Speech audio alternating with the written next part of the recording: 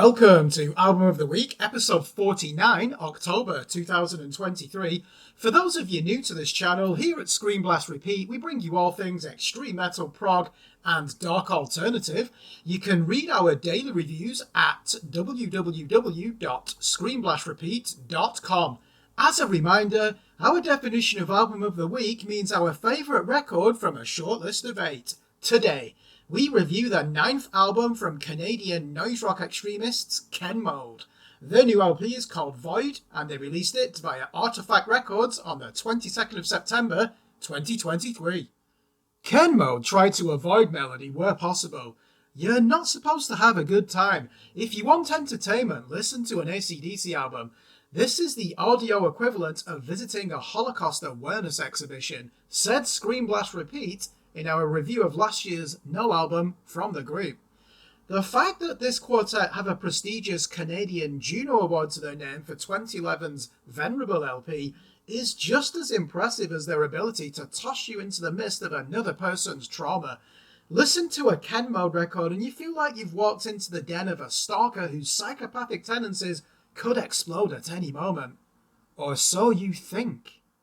It's unusual for an established band to release 2 albums in consecutive years, but Void sounds like it came into creation around the time of 2022's Null as a more introspective counterpoint.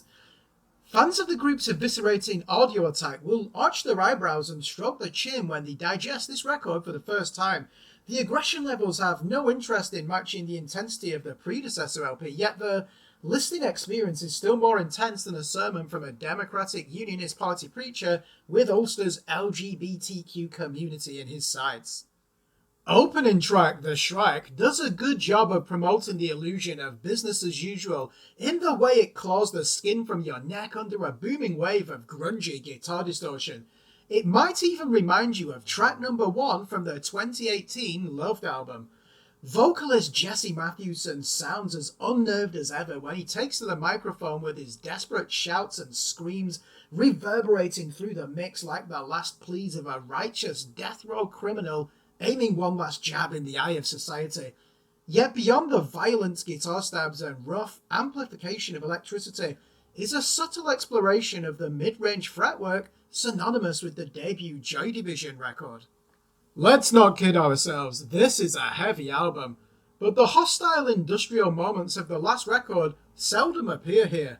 Instead, Jesse Matthewson explores a wider range of personalities. Painless throbs with the shrill pitch of feedback loops and deep bass guitar incursions, yet These Wires searches for a melody among the minimalist piano sprinkles and high-register guitar arpeggios. Here, Matthewson uses the same agitated spoken word technique as Henry Rollins before the distortion takes over at 1 minute and 20 seconds. Then he roars, "Why would anything feel right again?" as if awaking amongst the rubble of an earthquake. Think of an extreme version of the Pixies with rough noise aberrations buried among the glow of a superficial calm. Of course, this album has its kill everyone now moments. I mean, this is Ken Mold. I Cannot can take its place next to any of the harshest material in the band's discography. The violent crunch of guitars and unhinged belting vocals will remind you of Today's the Day at their glorious best. You can feel your eyes bulging and your solar plexus tightening under the weight of the instruments. Yet Ken Mold's lyrical protagonists are often the instigators of their own downfall rather than victims with no agency. "I don't think there is valor in making it to the other side with so many that you despise," laments Jesse Matthewson. The need for atonement in "He was a good man, he was a taxpayer" is remarkable for its unsentimental honesty. "We were never young, we were never strong. It's of so little consequence that you forgive me now that I'm gone."